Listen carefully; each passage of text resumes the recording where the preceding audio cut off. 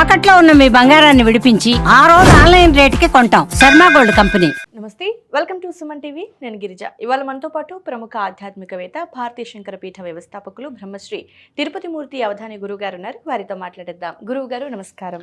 ఓం శ్రీ మహాగణాధిపతయే నమః. గురుగారు, మనకి ఈ నెల 13వ తేదీన భోగి పండుగ వస్తుంది. అవునమ్మా. సో మరి ప్రతి ఏడాదిలాగే మనకి ఈసారి భోగి పండుగ ఉంది, కానీ చాలా ప్రత్యేకత ఉంది ఈసారి ఉన్న భోగి పండుగకి. చాలా విశేషమైన రోజు అనేసి ఎక్కువగా అంటున్నారు. సో మామూలుగా అయితే మనం భోగి పండుగ అంటే ఏం చేస్తాం, పూజా విధానము, రేగి పళ్ళు చిన్నపిల్లల తల మీద పోయటం, సో ఇంతవరకే తెలుసు. మరి ఆ ప్రత్యేకత ఏంటి గురుగారు, తెలియజేస్తారా? తప్పకుండా అమ్మా. ఏకాదశి అనేకదాయకం, పౌర్ణమి పూర్తిదాయకం. మనకు అనేకదాయకం కావాలా, పూర్తిదాయకం కావాలంటే మనకు పూర్తిదాయకమే కావాలి. పౌర్ణమి పూర్తిదాయకం. 2 సోమవారం, అంతకు మించి ఆరుద్ర నక్షత్రం. ఈశ్వరుడికి అత్యంత ప్రీతికరమైనటువంటిది ఆరుద్ర నక్షత్రం. సోమవారం విశేషం, పౌర్ణమి. ఇంతకు మించి యోగం ఇంకేం కావాలమ్మా? 2 భోగి అని అంటే భోగభాగ్యాలకి ప్రతినిధి, ప్రతీతి అని కూడా అనుకుంటాం. మనందరం కూడా నార్మల్గా ఏం చేస్తూ ఉంటాం అంటే భోగనంగానే తాటాకులు పీకేసి ఇంకోటి పీకేసి మంట వేసేస్తాం. అది భోగి మంటలాగా తెల్లవారుజాము నుంచి ఆ భోగి మంట వేసేసి తర్వాత తలంటి పోసేసుకొని సాయంత్రం అయితే పిల్లలకి చేసుకుంటూ ఉంటాం. భోగి, సంక్రాంతి ఈ 2 కూడా ప్రతి మానవుడి జీవితంలో ఉన్నటువంటి పితృదోషాలను హరించడానికి వస్తాయమ్మా. ఓకే. భోగి రోజు నాడు ప్రతి ఇంటికి వచ్చేటువంటిది నంది. గంగిరెద్దు కాదమ్మా, గంగిరెద్దు రూపంలో నంది వస్తుంది. ఈశ్వరుడే తీసుకొని వస్తూ ఉంటాడు ప్రతి ఇంటికి. ఓకే. ఎందువల్లనంటే ఏ ఇంటి ముందు ముగ్గు గొబ్బెళ్ళు ఉన్నాయి, ఏ ఇంటి యజమాని సమిష్టిగా ఉన్నాడు, ధర్మకృతంతో ఉన్నాడు అనేటువంటి విషయం అది గమనిస్తుంది. ఆ రోజు నుంచి ఆ ఇంటికి ఆ ఈశ్వరుడు వెళ్తూ ఉంటాడమ్మా. భోగి రోజు చూసిన తర్వాత నిత్యం వెళ్తూ ఉంటాడు. అంతే. భోగి మొదటి రోజు, 2 సంక్రాంతి, ఇక పండగ వాతావరణం. అంటే ఈసారి వచ్చింది ఎంత యోగంగా అనిపిస్తుందంటే నాకు. ఉదయం ఏదో చేసేసుకుంటారు. ఆ గంగిరెద్దు వచ్చినప్పుడు ప్రతి ఇంటికి కూడా కొన్ని ఇళ్ళకి కాళ్ళకి దండం పెట్టి వెళ్దు, కొన్నింటికి 2 కాళ్ళు దండం, కొన్నింటికేమో 1 కాలు ముడిచి దండం పెడుతూ ఉంటుంది. అంటే ఈశ్వర తత్వం, ధర్మగుణం ఆ ఇంట్లో ఉన్నాయి అనుకుంటే ఆ ఇంట్లో అది మోకరిల్లుతుందమ్మా. ఆ ఇంటి యజమాని శివుడిగా భావించి. తెలిసిపోతుంది దానికి. అవి మనుషులు కాదు కదమ్మా, పశువులు కదా. జ్ఞానం లేకపోయినా విచక్షణ ఉంటుంది వాటికి. పాపం మనం మనుషులం కదా, మనకు జ్ఞానం ఉండదు, విచక్షణ ఉండదు. ఇవాళ మనుషుల కన్నా పశువులే 10,000 రెట్లు చాలా గొప్ప. అవి రాబోయే ప్రమాదాలతో సహా ముందే అన్నీ పసిగట్టేస్తాయి. మనం ప్రమాదాలు వచ్చిన తర్వాత కూడా పసిగట్టం, వచ్చిన తర్వాత నేను ముందే చెప్పానంటాం మనం. మన బ్రతుకులవి, దానికి ఎవరిని అంటానికి వీల్లేదు ఇక్కడ. కాబట్టి ఆ పౌర్ణమి తిథి, నేను ఆ పౌర్ణమి తిథి మనకు సోమవారము ఆర్ద్ర నక్షత్రం కలిసి వస్తుందని చెప్పి 10 అంగుళాలు 11 అంగుళాలు ఇంచుమించుగా మరకత శివలింగం తెప్పిస్తున్నానమ్మా. ఓకే. ఆ రోజు నుంచి ఆయనకి అభిషేకం చేయాలి అని చెప్పి. మరకత శివలింగం అభిషేకం అంటే సామాన్యమైన విషయం కాదు.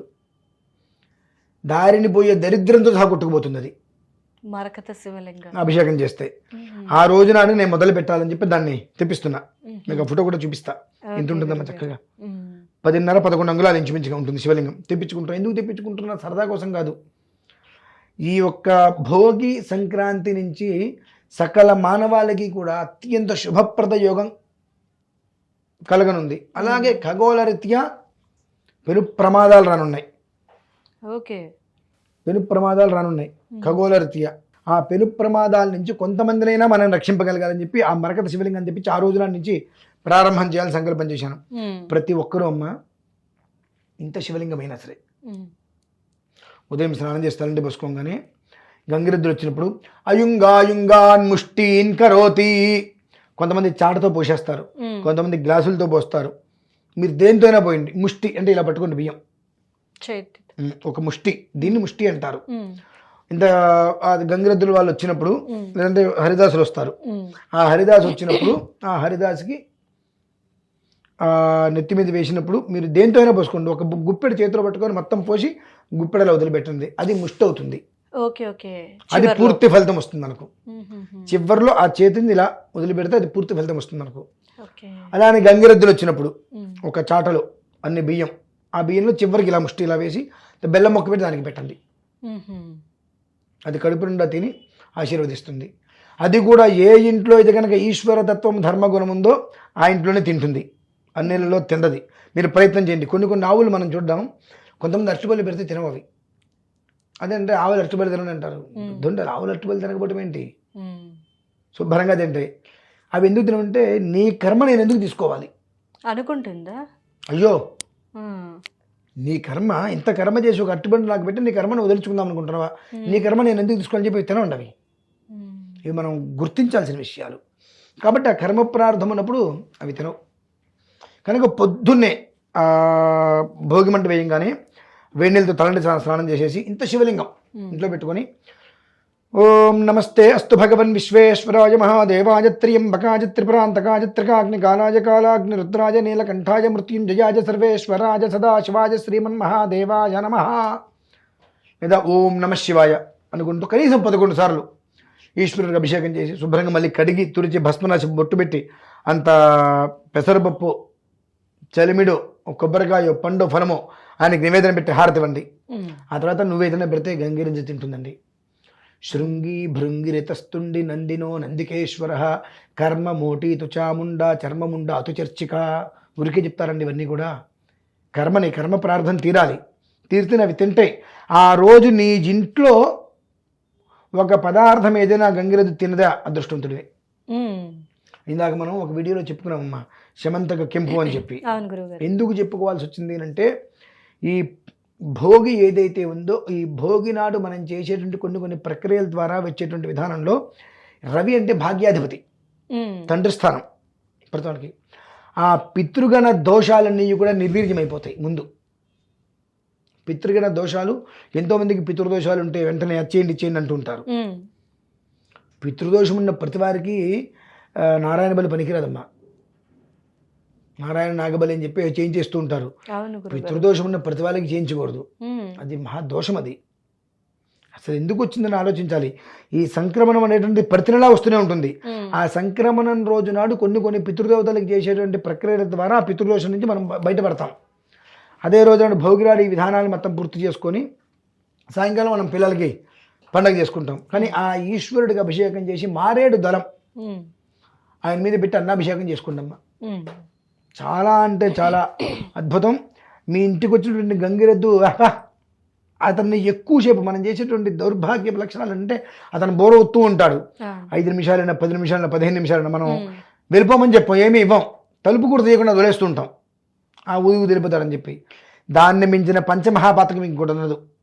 నీ ఇంట్లో ఉన్నటువంటి దరిద్రం మొత్తం తీసుకుపోవాలా, లేదంటే నీ దరిద్రం మొత్తం నీ దగ్గరే ఉండాలా, ఒకటి గమనించుకో. దాన్ని ఎక్కువసేపు ఇంటికి ముందు ఉంచకు. గంగిరెద్దు రాగానే నీకు చేతనైంది 50 100 ఇచ్చేయి అంతే. వాడు చెప్పినా అది నీకు వంగలేదు, నీది ధర్మబుద్ధి కాదు, నీలో ధర్మగుణం లేదు. నువ్వు ఏమీ ఇవ్వకపోయినా నీ ఇంటి ముందు వచ్చేది కాలు ఉంచి నమస్కారం చేసింది, నీలో ఈశ్వరుని చూసింది కాబట్టి దాన్ని తృప్తి చేసి పంపించు. అసంతృప్తిగా దాన్ని పంపించుకు నువ్వు. అంటే నీలో తన యజమానం చూసుకుంది. ఈ నందికి యజమాని ఈశ్వరుడే కదమ్మా, చూసుకుంది. చూసి నీకు ఏంటంటే నువ్వు ఇంట్లో ధర్మగుణంగా ఉన్నావు కాబట్టి నీకు నమస్కారం చేసింది. ఆ ధర్మగుణంలో ఉన్నటువంటి నీకు కాదు, నీ ముక్కు మొహం చూసి నమస్కారం చేయాల, నీలో ఉన్న ధర్మగుణాన్ని దృష్టిలో ఉంచుకుని ఆ ధర్మగుణంలో తన యజమాని చూసుకుని నమస్కారం చేసింది కాబట్టి దాన్ని తృప్తిగా పంపించు. ఇది చేయమ్మా చాలు. ఓకే గురుగారు, నిజంగా మనం పండగే కాదు, పండగతో పాటు నిజంగా మనం డిలే పండగ అంటే దేనికోసం, మనకు దరిద్రం పోతేనే కదండి పండగ. అవును గురుగారు. ఇవి ఉన్నటువంటి సమస్యలన్నీ చుట్టూ పండగ ఎక్కడి చూస్తుంది, అసలు ఏమీ రాదు. ఇప్పుడు నాకు 10,000 అప్పు ఉంది, ఆ 10,000 అప్పు తీర్చకుండా 1,000 రూపాయలు ఖర్చు పెడితే ఎదురునాడు ఉంటాడు, సిగ్గు శరణది వీటి వెధవకి, నాకు డబ్బు ఇవ్వాలి, అప్పు నా అప్పు తీర్చకుండా మాత్రం హంగామా చేసుకుని తిరుగుతున్నాడు వీడని చెప్పి అమ్మాలి బుద్ధులు తిడతారు. మనకు రూపాయి అప్పు లేదనుకోండి, మనం ఏం చేసినా వాడికి సంబంధం లేదు, ఎవరు పట్టించుకోరు. అది కదండి పండగ అంటే, దానికి మూలం ఇది. నిజంగా గురుగారు. సో కేవలం పండుగ మాత్రమే కాదు, ఆ రోజు శివనామస్మరణ మనకు అన్ని రకాలుగా కలిసి వచ్చింది. ఎస్పెషల్గా గంగిరెద్దు వాళ్ళు వచ్చినప్పుడు మనం నిజంగా అనుకుంటాంలే, బట్ అలా చేయకూడదు అనే విషయం చాలామందికి తెలియదు. సో చాలా చక్కటి విశ్లేషణ, మంచి పరిహారాన్ని తెలియజేశారు గురుగారు. ధన్యవాదాలు.